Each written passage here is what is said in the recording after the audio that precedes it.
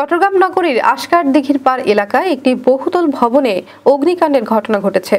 মঙ্গলবার দুপুর 1টার দিকে ইউরেকা নামে 9তলা ভবনের 8 তলায় একটি বাসাবাড়িতে অগ্নিকাণ্ডের সূত্রপাত ঘটে।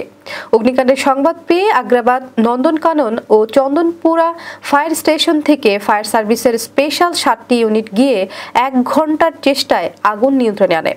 ভবনের বাসিন্দারা জানান, বৈদ্যুতিক শর্ট সার্কিট থেকে আগুনের সূত্রপাত। তবে শর্ট সার্কিট না অন্য কিছু হতে আগুনের ঘটনা ঘটেছে তা তদন্ত করে দেখা হচ্ছে বলে জানান ফায়ার সার্ভিসের উপসহকারী পরিচালক মোহাম্মদ আনোয়ার হোসেন। আগুনের ঘটনায় কোনো হতাহত নেই জানিয়েছে ফায়ার সার্ভিস। এটা একটা বাসাবাড়িতে 2টা রুমে আগুনটা লেগেছে। তো আমাদের কার্যক্রম আগুন সম্পূর্ণ নির্বাপন এখন ড্যাম্পিং চলতেছে। এই ভবনের যারা বাসিন্দা তারা সেফলি ভবন থেকে নিরাপদে বের হয়ে আসছেন।